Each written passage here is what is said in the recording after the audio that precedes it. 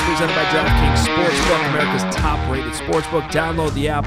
Use promo code CHGO when you sign up. It is Tuesday. Adam Hoge, Mark Carman, Nicholas Moreano here with you today. A little bit of a different show after what we witnessed last night in the Monday Night Football game, which was, I think, very tough for all of us to watch, no matter who you are. And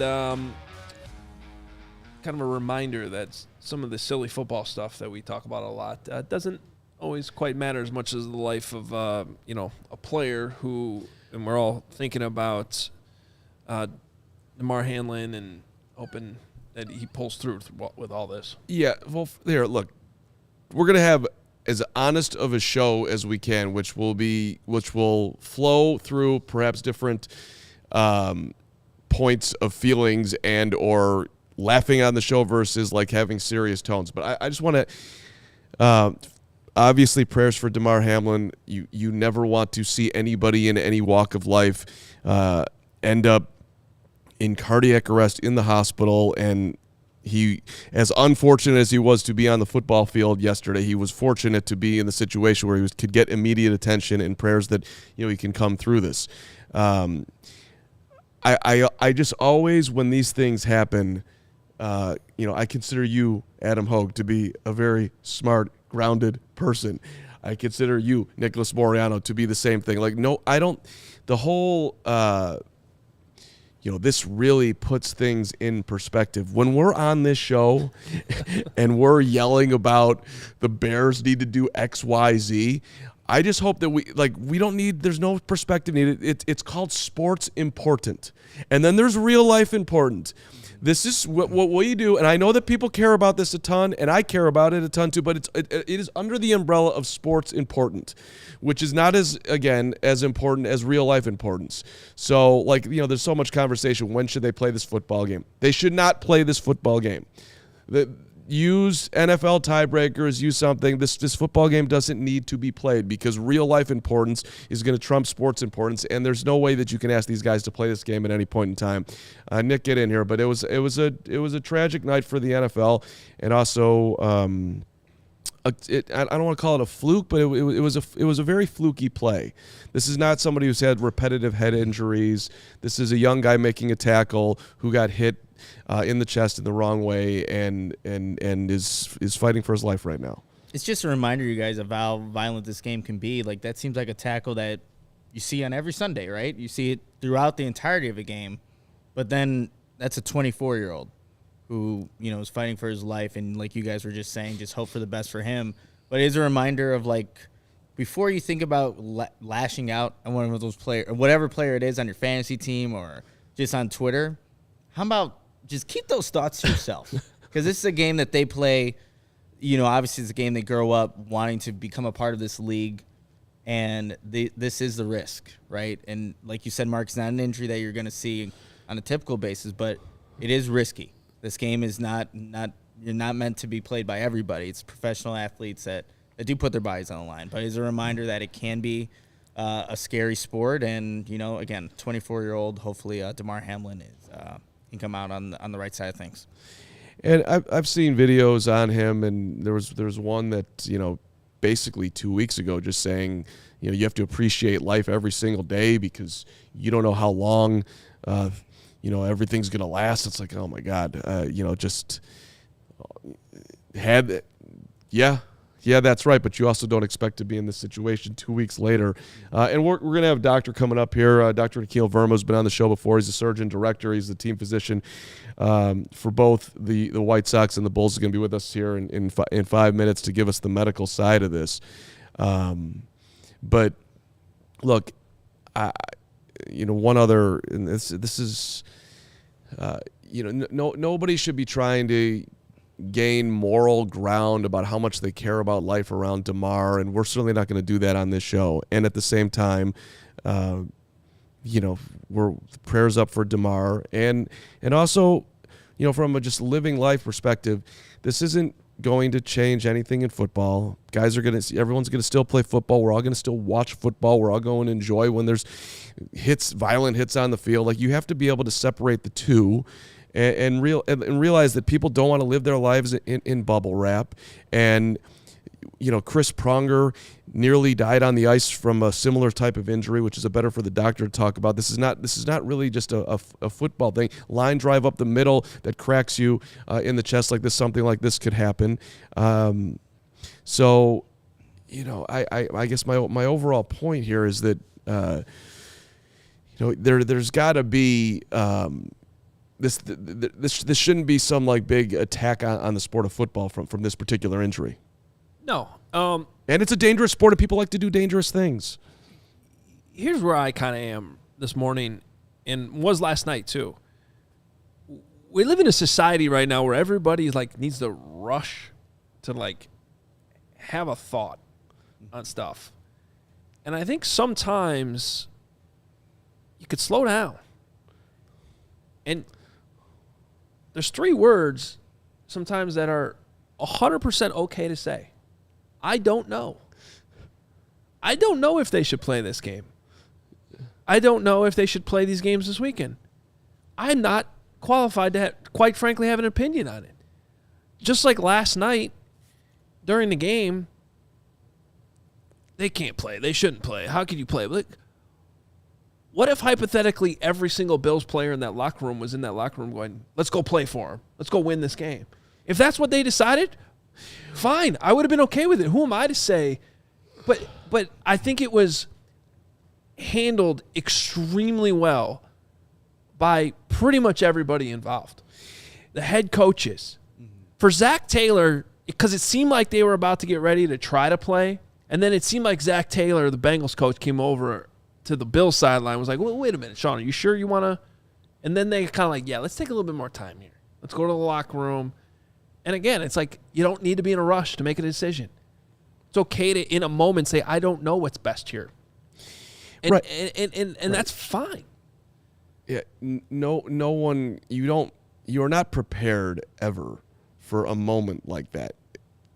You are and you aren't. Like, to the medical side of its standpoint, right. This is something they are prepared for. But, and I said this morning on Hoge and Johns too, it's like that play you practice every week that you don't really ever get to or need to because it's such a special circumstance. But if you ever do get to it, there is a blueprint for it. But until you actually experience it, you don't really know how it's going to go, right? And that's what happened last night. And this was one of the reasons why I wanted to have the doctor on today, because the amount of doctors that are involved in these sporting events, cardiologists, orthopedics, dentists, there's a lot of support on hand, and they're all highly trained for moments like this. And I think saved his life hopefully. And they all hopefully, did everything, and they did. It was an incredible response, I thought, from the medical professionals, the head coaches, the officials on the field, the broadcasters. That was another thing that was going on last night. Everybody was pounding ESPN and how could they have Adam Schefter? Do you know how hard it is to sit there when you're not supposed to be on the air with zero information and all other topics are off limits? What are you supposed to say? I thought they all handled it really, it was a really great well. job by the entire team there. Everyone just, again, trying to provide some perspective. Again, only what they could share, but just trying to give people the information that they had. And, it's not an easy situation to just fill time like that. That's a tough one. Yeah, and to that point, I was on Fox 32 this morning, and Scott Schneider, who's the outstanding host over there, he asked me, what do you tell your kids today? I was not expecting that question. I'm like, I have no idea. What do I tell my kid who loves to play football about the guy who nearly died on the football field? I sat there and I was like, well, I wish I wasn't on TV today because I have no idea what I just said. Because there's nothing, what can you actually say? What do I tell my kids? I'm like, hey, there's danger all over the place in life, and I don't want you to live your life afraid, and I also want you to live your life responsible. What am I going to say? Don't ever play football? Because then in this particular incident, well, then you shouldn't be playing a lot of sports. And I wouldn't want my kids to be living life in fear. It was just it's a hard thing to handle. I think it's a great point by you that they handled the broadcast well. And Doug Van Dorn's in the chat about, Chuck Hughes back in 1971, who is the only NFL player that died on the field. And, it happened against the Bears. There was one play left in that game after he was hit the play before, and then he's coming back to the huddle on the next play, and he collapsed. Ed Obradovich, who both of us, did radio with for 7 years, was on the field that day. He was literally screaming at the officials that he was faking because the Lions had no timeouts. It was 4th down. There's one play left. It's a 4-point game. He's screaming at the. By the way, this came from OB. Telling the story this morning. Let's actually save this. I think we have Dr. Nikhil. Yeah, okay. Let's. I want to talk about that incident back in 1971, right? Yeah, 50 years ago. We'll save that a little bit later on in the show. But Dr. Nikhil Verma, who is he's been on the program before, orthopedic surgeon, director, Midwest Orthopedics at Rush, and a head team physician for the White Sox and Bulls. Doctor, thanks so much for jumping on today with us. We are obviously not very qualified to talk about some of this stuff, and since you are involved, not only having the medical knowledge that you have, but also involved with sports teams and kind of can understand the protocol and what was happening last night in real time better than most of us could. We just wanted to have you on the program, so thanks so much for jumping on today. Yeah, I appreciate you guys having me. So, were you watching last night as this was happening? I was actually riding back from the airport. I had the game on my mobile phone. And pretty quickly you could see that the situation was much more serious than the typical injury that you would expect to see during an NFL game.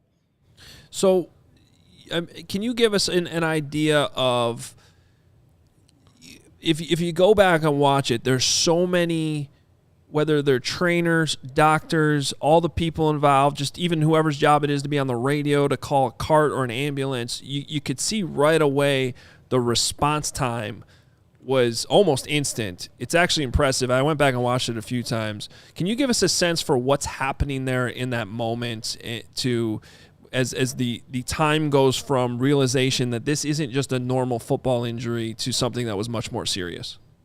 Yeah, so remember, we have the benefit of on TV seeing the replays 3 or 4 times. You saw that the guy got hit, and then he actually stood up and then fell back down, right? Because the first thing that goes through your mind is this potentially a spinal injury that's resulting in him having an inability to move? But the fact that he stood up and then went back down would take that out of the equation. But when you're coming in from the sidelines as a physician, you don't have that benefit, right? Maybe you saw the play, maybe it was partially blocked, unclear as to what really happened. So you're coming out somewhat blind in terms of assessing the situation. The trainers are generally the first ones off the bench, but in the NFL, it's fairly routine that the physicians are following shortly thereafter. The good news is in all of the leagues in this day and age, we are thoroughly prepared for all potential occurrences, and we have what's called an emergency action plan that gets submitted by each of the clubs in Major League Baseball. We rehearse it at the beginning of the year. It gets approved by Major League Baseball, and it goes through the sequence of events that would happen if an emergency like this occurred on the field. And that goes down to some of the things that you're talking about, like the signals that we use to identify needing a physician, the signals that we use identifying when the ambulance should come on the field. And so as soon as you realize that you have a situation, right, you go out, the first thing you're going to do is assess consciousness, assess breathing, assess heart rate, or the presence of a pulse. And once you realize the gravity of the situation, then the emergency action plan gets signaled. Now, at an NFL game, you've got 2 sets of orthopedic physicians, probably 2 or 3 physicians on each sidelines. You've got the paramedics who are present. You've got the athletic trainers.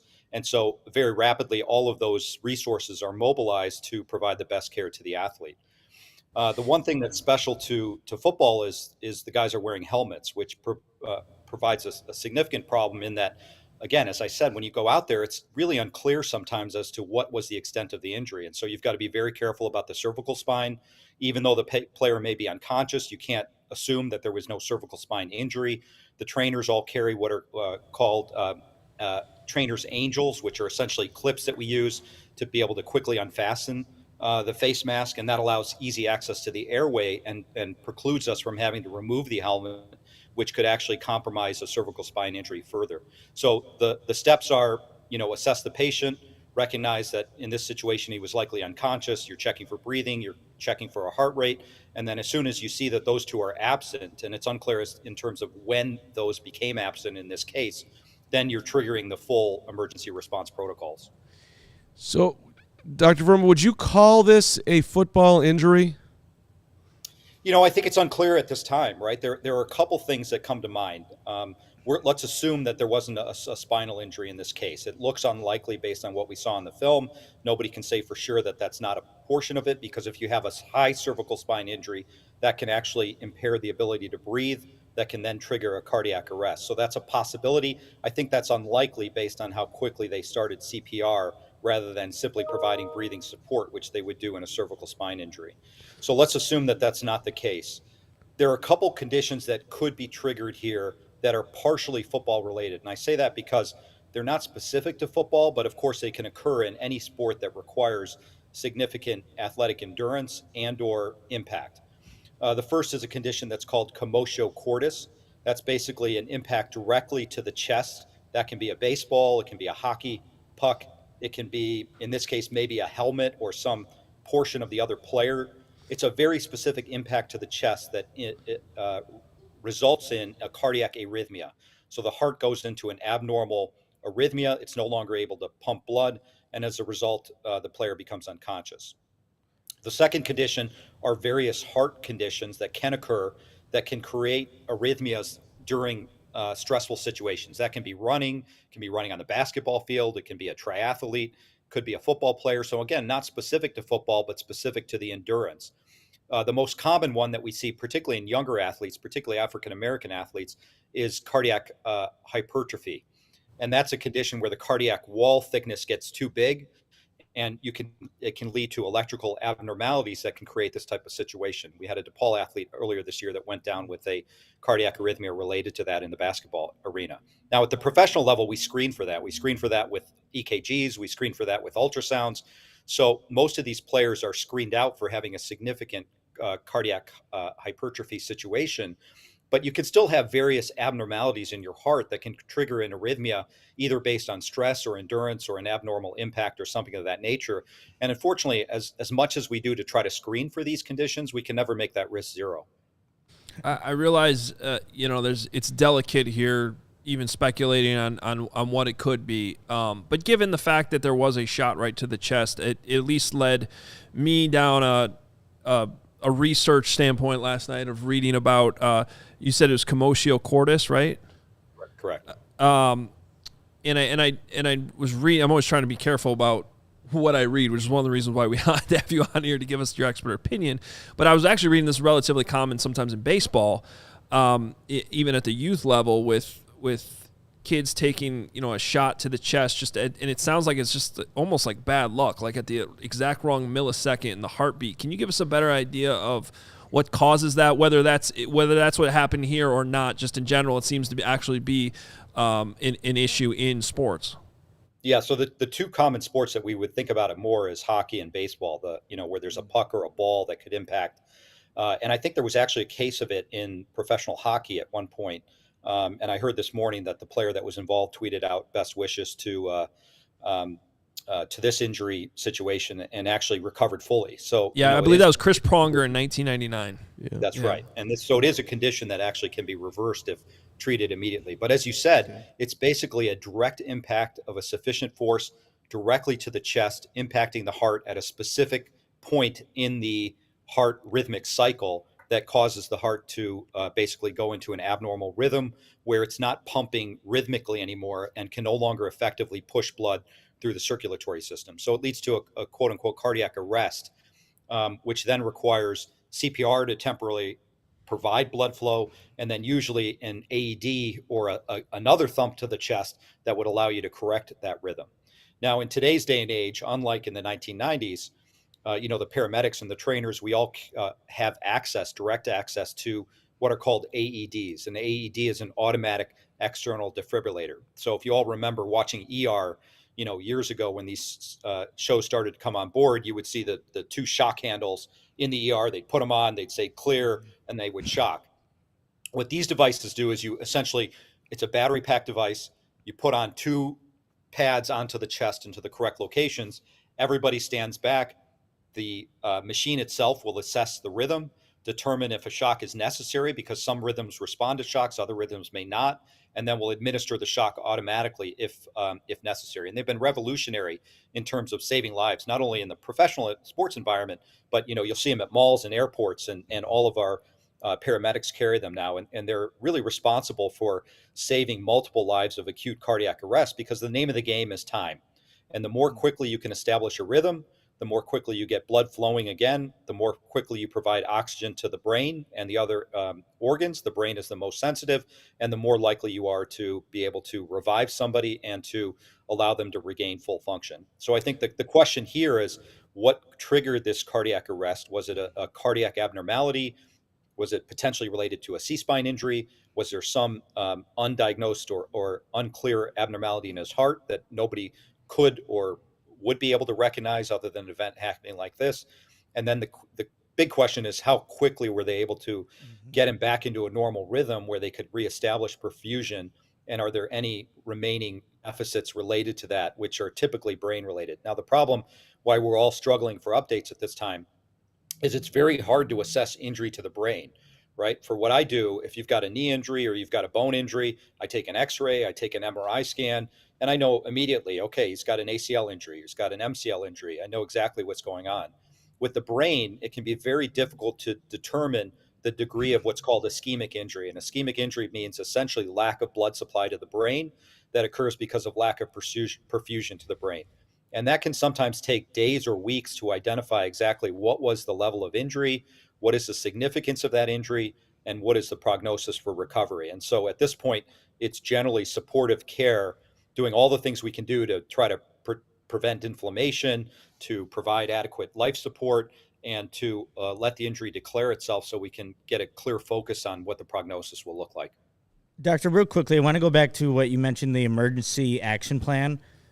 For you in your profession, how often do you, if you have to be ready at a moment's notice for anything that can happen, but how often do you kind of prepare for these types of things? Or is there a certain routine that you have to go through when you're kind of referencing that emergency action plan? Yeah, so, as I said before, it really takes coordination amongst all of the individuals who are there to provide medical care to these athletes. And that includes the athletic trainers, it includes the physicians who are on staff, but also the paramedics are a big part of this, because the paramedics are the ones who have all of the equipment necessary to provide emergent life support in these types of situations.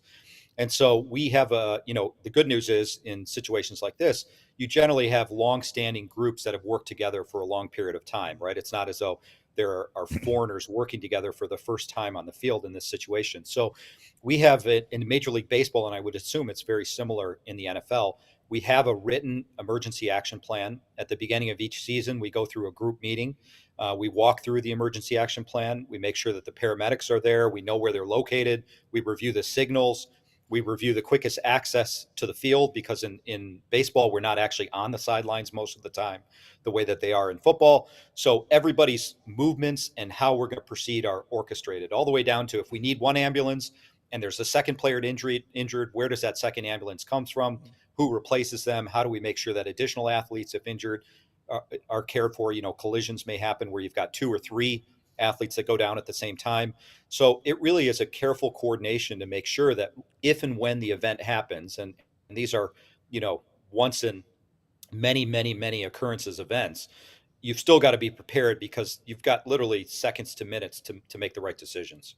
That's the amazing part about this. Like, it's not on the clock. You are on the second, and you are saving someone's life. Dr. Verma, we really appreciate you being on. And again, Midwest Orthopedics at Rush, and also head team physician for the White Sox and the Bulls. And we appreciate your time.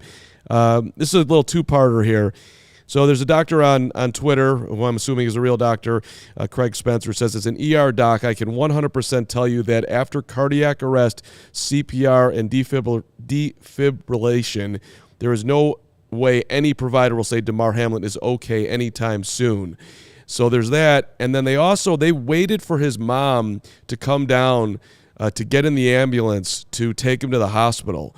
So some people are speculating that because they waited, that they had him in a stable position already, and that's at least some reason for optimism. Does that add up for you? Yeah, so I'll take those one at a time. Part one is it really depends on what you mean by he's going to be okay anytime soon, right? Like obviously, I think football is out, not even important, but is out for the remainder of the season for him. The question is, what does the future look like? And there are some people that, if, for example, you get to them quickly, like a typical commotio cordis situation. You've got a young, healthy individual. They've got a normal heart. You trigger them back into a normal rhythm. They can literally wake up and open their eyes and say, "What just happened?" And be able to stand up. Now, we wouldn't not take them for an evaluation, but that's a situation where you could see them out of the hospital within days, for example.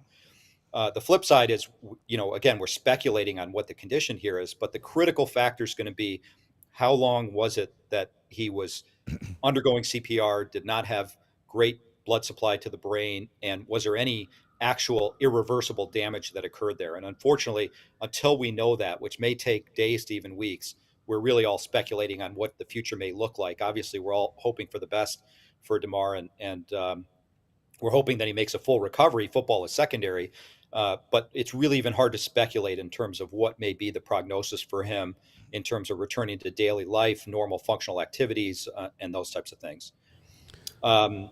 Remind me the second part of your question. With the ambulance and they waited for his mom to come down, which is horrible moment for the mom and the family and all that. But they waited for her, so people say, well, maybe they had it remotely under control. Yeah, it's hard to know what that means, right? Because it certainly he was on the field long enough that the mom could have been down in the in the tunnel where the ambulance is going out, and they pop open the door and she's in, and away they go. I would say that it would be uncommon that if he was in an unstable situation, that you would wait for a family member to arrive to allow them to access the ambulance. But because of the nature of the incident, the fact that it's professional sports, who knows where she was, how long it took to get in. I don't want to speculate what that means, but I would agree that it would be unlikely that they would spend any material amount of time with an unstable patient to wait for a family member in that situation. Yeah. Doctor, we really appreciate it. It's a really good insight that I think a lot of people, obviously, is a big story. A lot of people just witnessing this at home. Monday Night Football viewed by so many, I think, is another reason why this is Yeah, but and so many questions coming from it. No doubt. You got more? No, well, I just had one for the regular person out there who's worried they might have something that could be whatever. What's your recommendation on that side here, doctor? For just I don't know, chest X-ray, get your EKGs. What should or maybe even just parents of kids, parents of sports. kids like what should happen? Yeah, I heard you guys speaking about this earlier in terms of what do you say to your son or daughter who plays sports, who witnessed this on TV last night. I think the first thing is, obviously we're all concerned about Damar's health, and the human element here is very real. But we also have to look in terms of what has been the historical incidence of these types of situations, right? And when you look across all of the major professional sports leagues over the last 50 years, we can count on one hand the number of times that an incident like this has occurred.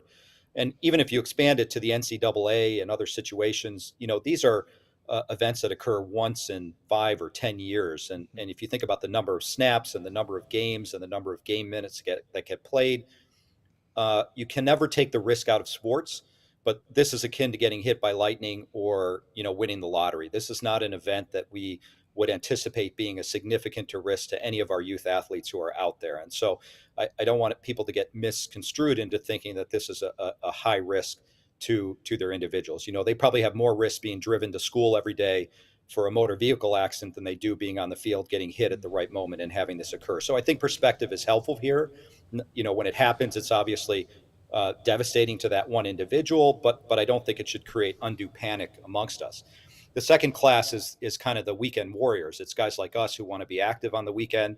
And there, I think the key is you just got to listen to your body, right? And so some of the symptoms that would lead to us being concerned about this are shortness of breath, chest tightness, chest pain, any types of these symptoms that occur during any vigorous activity, from shoveling snow to playing a pickup game of basketball. You can't ignore those types of things because these are really events that when they happen can be devastating to you and to your family and can really lead to a significant risk of death. And so what I would say is, not everybody has to run out and get screened. Obviously, the AMA and the cardiac societies all have recommendations that if you're seeing your doctors regularly, tell you when you should have your first EKG, when you should have a stress test. There are things like cardiac CTs now that are recommended for patients with have family histories to help identify calcium plaques that are occurring. So there's lots of great preventive measures out there. The key is routine access to healthcare, understand the risk, the symptoms that put you at risk, and make sure that if you're exhibiting any of them, that you just go check it out with your doctor and don't wait. Thanks so much, Doctor. Great advice there. Appreciate you addressing that here at the end, too, because that's I think a lot of people are wondering about that today. I encourage our viewers, listeners, to check out your Twitter account at Dr. Nikhil Verma. I know you're on Facebook, too. A lot of good information popping up on there. And, again, thanks so much for jumping on with us today. I appreciate it, guys. All right. Thank you. There he is, Dr. Nikhil Verma. All right, quick timeout. Want to address some of that stuff that we talked about in there, because there was a lot to digest, including that stuff at the end, because I think that's it was very the ending in particular was very reassuring to, hey, let's put it in perspective.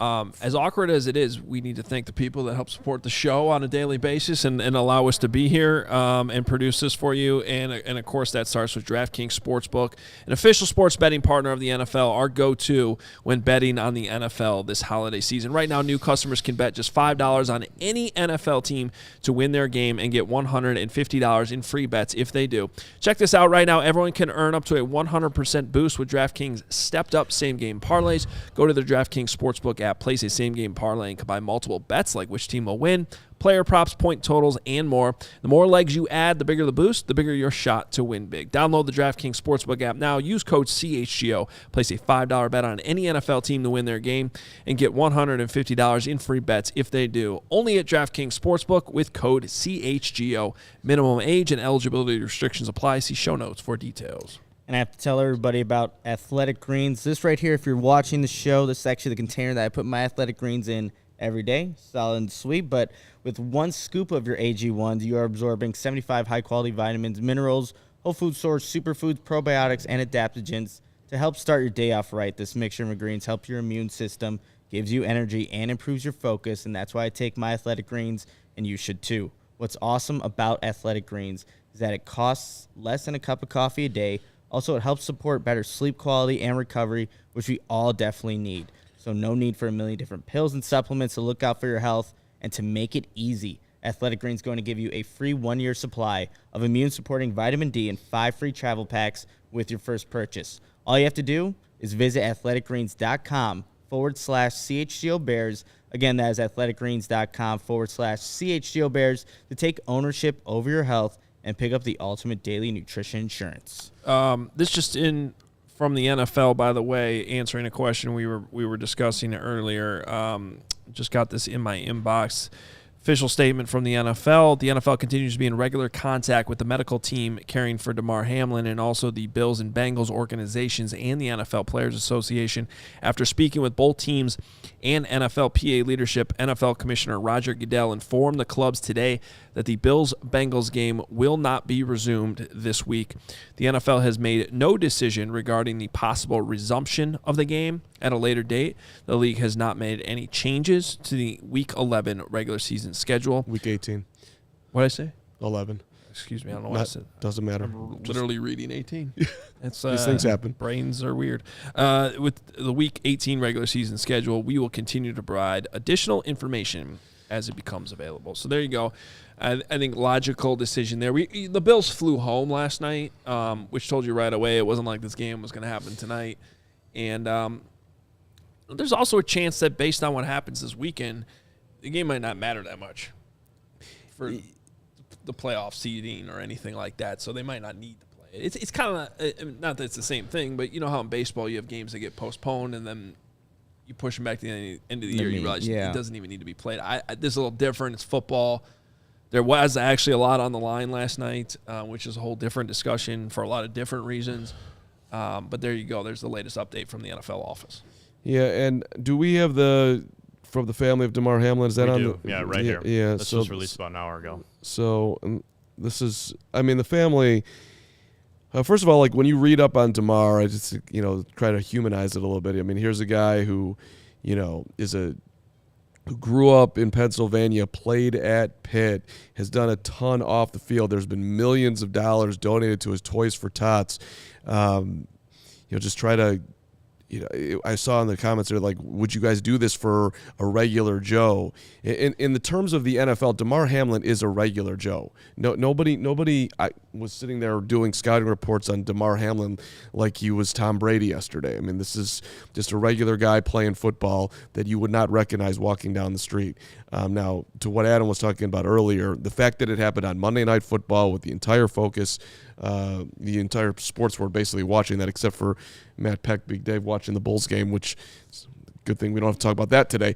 It became the story that it's become, and how shocking it was. Kevin, you want to say something over there? It's a football podcast. Yeah. You're going to talk about the news of the day. I don't understand why some of those comments need to be said. Well, right. I mean, we're not defending why we're talking about it. I think it's just. This is just a regular guy who's living a dream as a 6th-round draft pick trying to make his way in the NFL, who's 24 years old out of McKees Rocks, Pennsylvania, and to what the doc was just saying, like, hopefully he can live a normal life. Football would be the ultimate gravy / whipped cream on top of the sundae if he can get back out there. I think part of the reason why I go back to what I said off the top of the show, why it's okay to just slow down, like let things develop, let information come out. Like, not surprisingly at all, people jumping to conclusions last night, even bringing up things like the vaccine causing this, the society we live in right now. and then it comes out almost immediately that, hey, remember, actually this has happened before, 1971. Oh, yeah, Chris Pronger, 1999, hockey. Adam Johns mentioned a couple other examples this morning from hockey. We just had a doctor on that said, hey, yeah, this happens. Hockey, baseball, it's just something that happened. It was very unfortunate, and everybody's thinking about Damar Hamlin, but it doesn't necessarily mean it needs to be like a referendum on everything. Right. No doubt about it. When we're jumping to conclusions. I guess we could wrap up the 71 Chuck Hughes thing. Yeah, let's talk about that. So the Bears are up by 4. It's late in the fourth quarter. He gets 1971 Bears-Lions game. 1971. And Chuck Hughes is playing for the Lions. And Chuck Hughes is playing for the Lions, and he gets cracked on 2nd down, I want to say. And he makes his way back to the huddle. They do the next play, and then when he's coming back, he's looking right at OB. And OB sees him go down, and the Lions don't have any timeouts. So OB thinks he's faking. And again, this is coming from Ed Obradovich, who talked to Carm. If you're just joining us, Carm talked to Ed Obradovich this morning. An hour ago. So OB is screaming at the officials. He's faking, calling him every name in the book. Butkus is doing the same thing. And then Butkus walks over to him, sees him, and then you've seen the video where he starts waving like we have an actual real problem. And think about 50 years today to what happened back then. They brought a gurney out on the field. They put him on the gurney. They put a sheet over him, not over his face, but put a sheet over him, and they're wheeling him off the field. The technology's not anywhere close. And OB's describing, you could see, as they're wheeling him up, that his arm fell off the gurney and was dangling there. And OB was like, this guy, knowing this guy is dead. He literally just died. And so it's 4th down, game's not over, and the officials are like, you guys got to finish the game. And they're yelling at the officials like, are you kidding? We got to play this last play. You have to finish the game. So they finish the game. Incomplete. Bears win. The Bears go into the locker room, and they're celebrating the win. Yeah. And OB's telling the story again an hour ago. He's like, we're all celebrating, and I was like, wait, guys, stop. And they all got down and they did a prayer in the locker room. for Chuck Hughes, and like not long after they did that prayer, whoever came in and told them that indeed, that he had passed away. So different time, different era. But it's also, yes, different time, different era, but every situation is different. We were at a game, or at least I was. I don't remember if you were there that night when Danny Farquhar on the White Sox had a brain aneurysm in the dugout, like right after he came off the mound from pitching. Yep. And no one really knew what was going on. And guess what? They finished that game. And he gets taken out of there. No one really knows what's going on. And even to this day, that's like, it would be easy to jump to the conclusion and be like, well, how the hell did they finish that game? But it's like, we don't know what the mood is. We don't know what the players are feeling. We don't know what they know, what they don't know. It's like just so easy to judge things. And it's just like, maybe you shouldn't. I don't know. And I think, and just looking back on that day, perhaps slightly different, at least as far as finishing the game, that it happened in the dugout. Like if it had happened on the field and both teams had just seen him, totally different vibe. Now, you're a White Sox player in that dugout. Finishing that baseball game could not have been easy for the Sox that day. And obviously it's amazing that Danny's fine and moving along and all that. I follow him on Twitter. I think he had some photos posted last week with his family.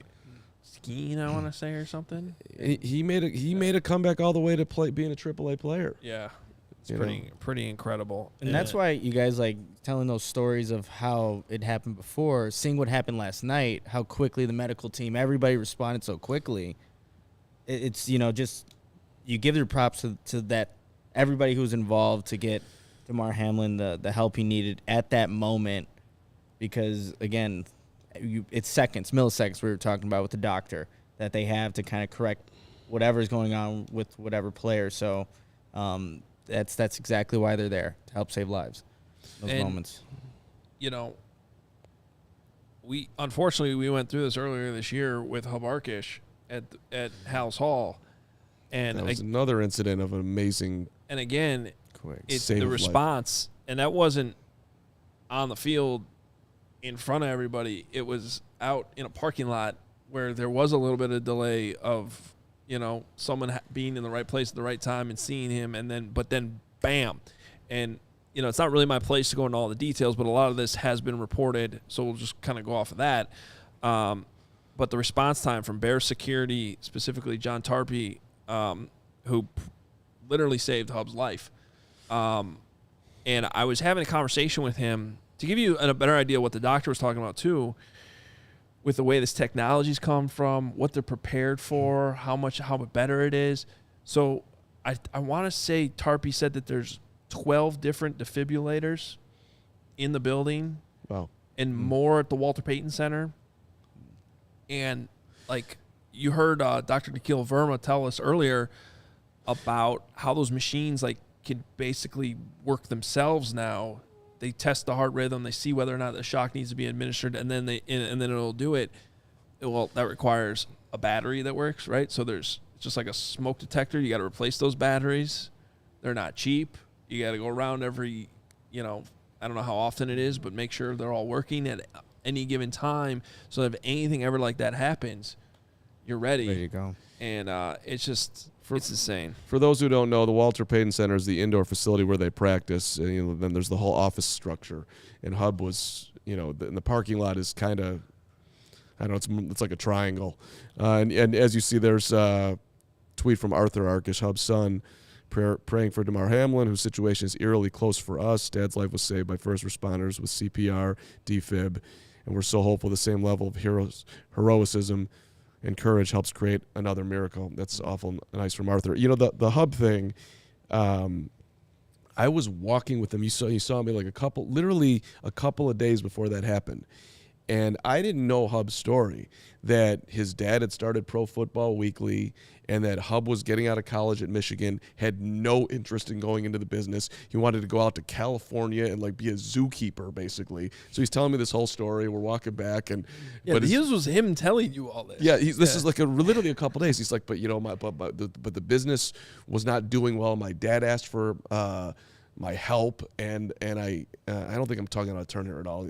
So he decided to try and help, and then his dad passed away young in his 50s with a heart attack. He's telling me this whole story, and so he's like, and then I took on the business to try to keep it going for my dad, and however many years later it's still going, and then literally 5 days later or whatever it was, this happened. Which was awful, Yuri, and it's just amazing to see Hub back. And I heard his appearance on The Score last week or whatever it was. So yeah, at any rate, life is crazy, right? I mean, this is just you never know what's coming out there. So prayers that it's good things for everybody. Yeah. We can talk a little bit about the logistics from the football side eventually. I mean, there's all things that do. The fallout of all this is stuff that affects a lot of people, while it's certainly not nearly as important as the health of Damar Hamlin. And some people are worried about their fantasy teams out there. I know you are. I don't know that you're worried about it, but there's You want to see what happens. But you're interested. But in all seriousness, this is a huge business. It's not nothing that they didn't finish a Monday Night Football game. You know what I mean? This was a huge doubleheader for ESPN. Rose Bowl going into one of the better Monday night games of the year between the Bengals and Bills.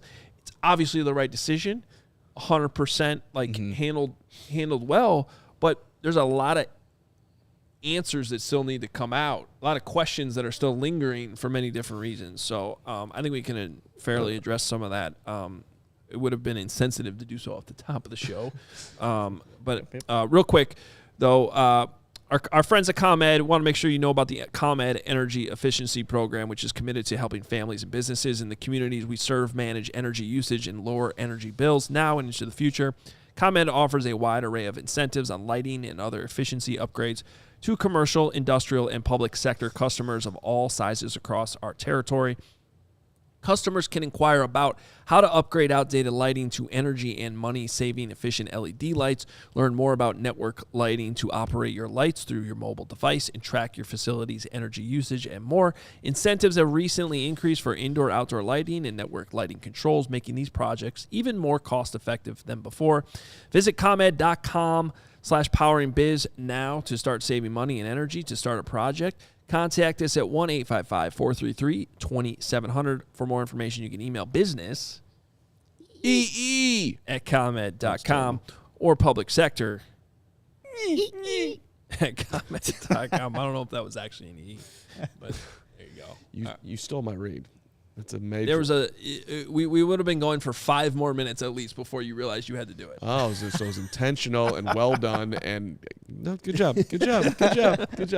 That's what a good the host loaf does. that I was trying to put on you is coming right back to me. We'll point the thumb. There's no chance you would have done No. that. I was like, why are you doing the read right now?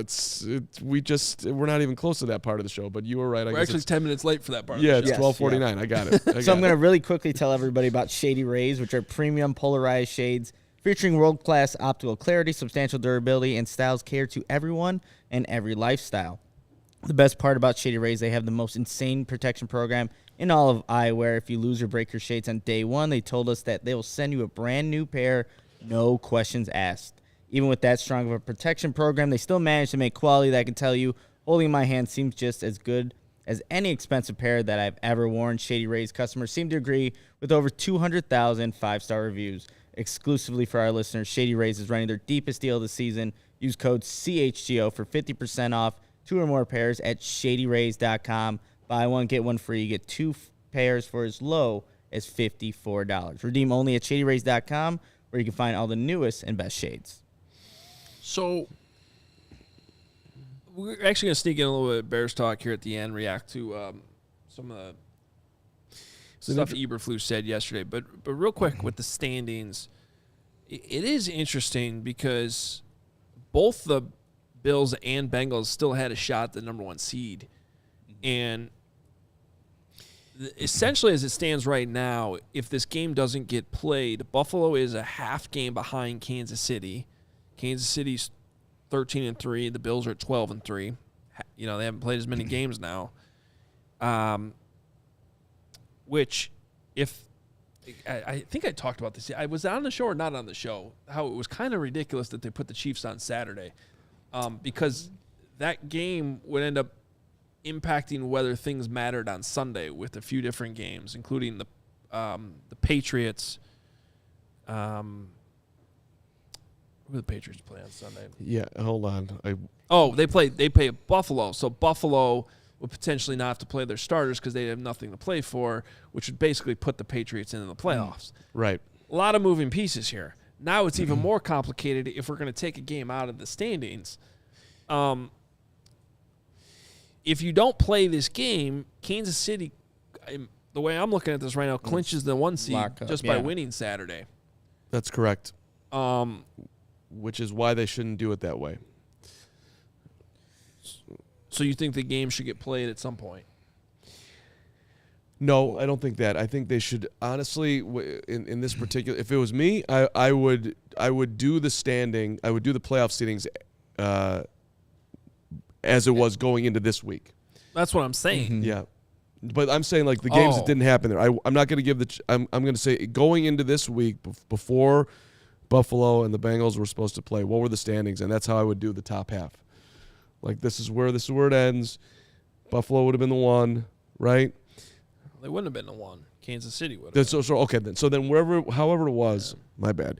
KC the 1, Buffalo the 2. Then I would leave it like that. I don't know. I think you got to think a little bit outside the box here and what's most fair. Cincinnati also, they essentially had 2 shots to win the division. They win last night. They win the division.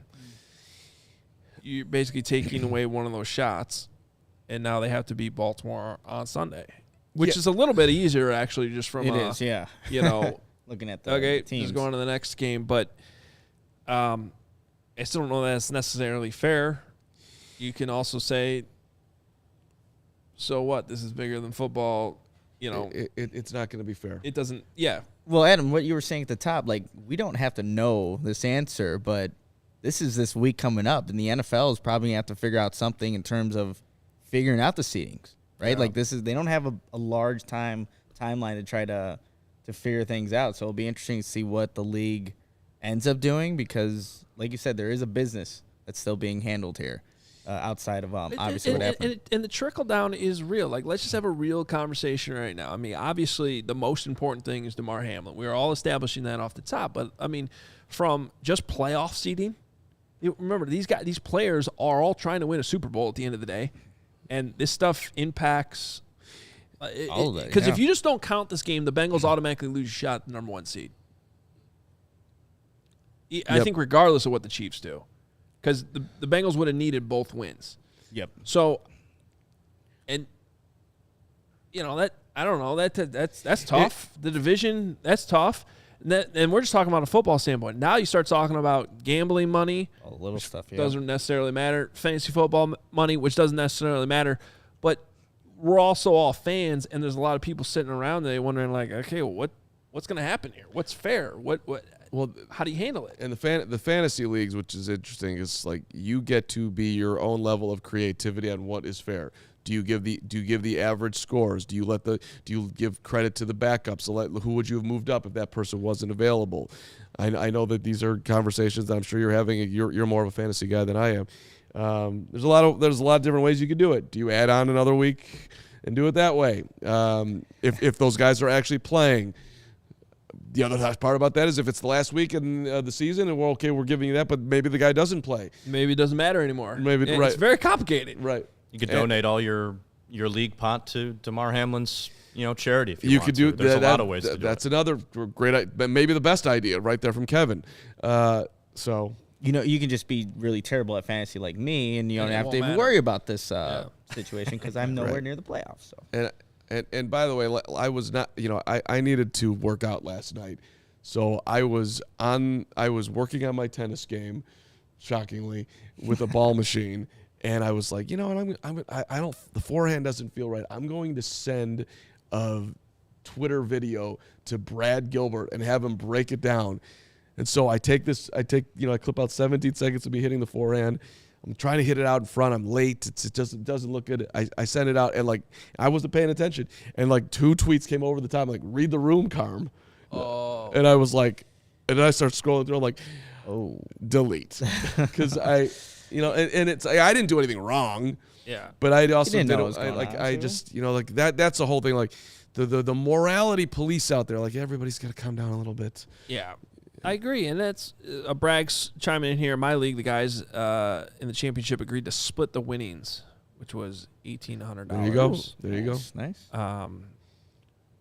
Yeah, my situation's not as complicated then. Not that anyone cares, but I was down like 65, but with Josh Allen and Jamar Chase, which is like that's you doable. can't rule out getting that many points. No. It's probably not going to happen. If at the end of the day I'm just declared a loser, fine. I'm not going to be that mad about it given the situation. But it's like, it's Yeah. tough. It's tough, man. You were. Well, that's the whole point of this, by the way. It's like.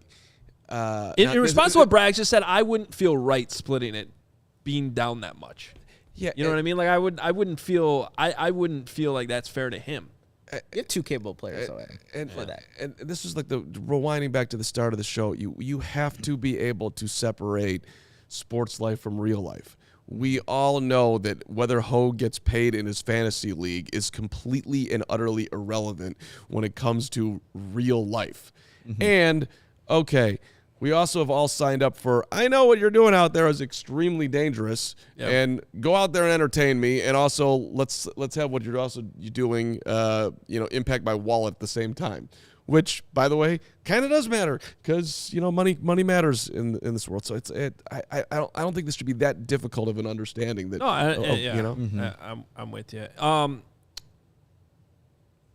Real quick, kind of on that topic. There still was some Bears stuff that happened yesterday. Games are still going to happen this week, and I think it was notable that I'd say Nick, you were there. I was not.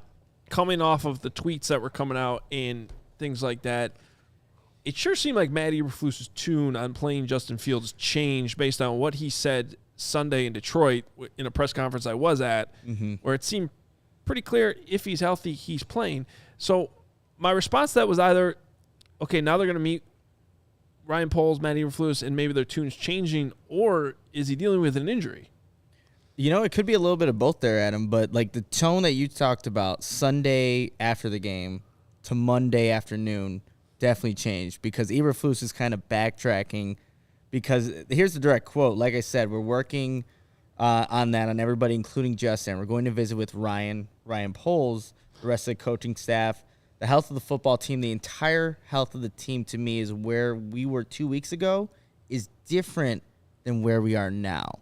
Yeah. So what he's saying about Justin Fields, I think there's a concern, or not concern, but there's definitely questions about whether he will play on Sunday against Minnesota Vikings. And honestly, I think it was a game leading up to Thanksgiving where we didn't know the status of Fields up until that Friday. I kind of have a feeling it's going to be the same exact way where we're not going to have a true indication of Fields if he's going to play on Sunday until the very last day that last injury report comes out. I was just shocked. Like, wow. Okay, we're having some level of epiphany, I think, that if he gets hurt in the last week, we are not going to be able to hang out with ourselves all off season. That's what it felt like to me. Like, and he didn't. It was like a nice sort of easy tiptoe to I'm with you, Mubs. I think they're sitting him. Like that's what I got out of it. Like you are doing, and I also wondering if he is dealing with some little form like that the hip thing where he was where he was moving around. Yeah, that was. I think that's probably what's. If I had to bet, that's what I'd say is going on. He got a little dinged up on that hip, which is why he didn't look like himself after that play. And why would you put him out there this hit week? the head at one point in that game. On the fumble, he got smacked on that play right in the head too. It was miserable to watch. Yeah. Miserable. So yeah, I don't. All think, right. So Nathan Peterman time? It's. I wouldn't be It surprised. would be very Bear-like, by the way, if Peterman goes out there and just rips apart the Vikings. Lose the number one seed. The offense looks better than it has in weeks. Yeah. Peterman's just moving up and down the field. What's the spread at right now? I should have looked this up. It did move, and I couldn't tell if it moved because I think it moved. Someone said it moved after Eberflus's comments yesterday about like the uncertainty about whether Fields would, it to also play. didn't Should've make moved. sense to me that the Vikings would just not try to win. No, they want to play home field. Like they have a chance to. You don't want to go play San Francisco on the road. I think if they end up losing, Right, but there's somehow- also, do you want to play Green Bay or New York in the first round? yeah, That part of we it saw too. what Green Bay because did to them the last Packers just whooped them. I don't know. To me, to me more than anything. It's 4-point spread now. Okay, so that's where it was after. Okay. But it was. I mean, I think it opened as a pick 'em, quickly went to -1. Now the Vikings are -4. So maybe that's an indication they realize Fields might not play, or I don't know. To me, you can't go into the playoffs like this if you're the Vikings. Not after that You're- performance. Even if it's the Giants, so let's say hypothetically they're playing the Giants. They give up on this game. They're playing the Giants at home. Rematch of a game 2 weeks ago on Christmas Eve, which came down to a 61-yard Yeah. walk-off field goal. Like they needed a miracle to beat the Giants 2 weeks ago. Then they got their butts kicked. They were by down the 30 Packers. by the That's Colts. how you want to go have a rematch? I would Yeah. I would probably pick the Giants to win. They haven't been playing that well. If you're down by 30 to the Colts and you have to have some miracle to come back in that game too, like the Vikings need to get a get right game for the playoffs. And let me introduce you to the Chicago Bears. Their defense. I mean, they fixed the Lions this year. They fixed the Commanders. The Lions now think they have an elite defense. They're so see those stats they were earlier in the year. We figured it out. Which if we can get we'll see. By the way, I am so happy that Sunday night is what they chose for Detroit and Green Bay. They deserve that spotlight. I'll be In Green Bay, too. in Green Bay. It'll be interesting. I don't want to get too excited about football today, but that's a good ending for those two. Appreciate everybody, being here today and understanding that this wasn't necessarily a Bears show and really didn't need to be today. What we planned on talking about today was ridiculous draft trade ideas. It's coming up, don't you worry. So when you compare that to the reality of last night, they don't really mix, but maybe they do tomorrow, and we'll get back to all that when it's appropriate. But appreciate Dr. Nikhil Verma coming on, and appreciate everybody for just the conversation today. The donations now over 4 million too. That's ending on a crazy. positive That's awesome. note. Yeah, the Chasing M's Foundation Community Toy Drive. The link's all over social media. If you're listening on the podcast, if you're watching on YouTube, you can see it there. But if you're listening on the podcast, it's the Chasing M's Foundation Community Toy Drive. Damar Hamlin's toy drive from actually 2020 that started out with a goal of $2,500. That's nuts. That's amazing. Is now $4 million. Bills Mafia, man, they are something with taking on causes. I would hope that toy drive, $4 million, that's a lot of toys. They could do a lot. They can get plenty of toys, and they can do something with, I don't know, $3.5 million of that dollars and put it to some amazing cause, too, or spread it around. There's a lot of options for them. Sure. All right. Follow us on Twitter. At Adam Hoge, at the Carm, at Nicholas Moreano. Tomorrow's a Wednesday. We will be here with the show for you at noon. Nick will be at House Hall jumping on with all the news that comes out. Maybe we'll get a better idea of who's playing, who's not, what's the latest on Justin Fields and his health. So that's all tomorrow at noon. Check it out. Please go to allchgo.com. Become a diehard if you're not already. Plenty of ways to connect with us there. Merch at the CHGO locker, flying off the shelves. People loving the merch. And, again, check out all our shows here on the CHGO YouTube channel all day long. All right, we'll talk to you tomorrow.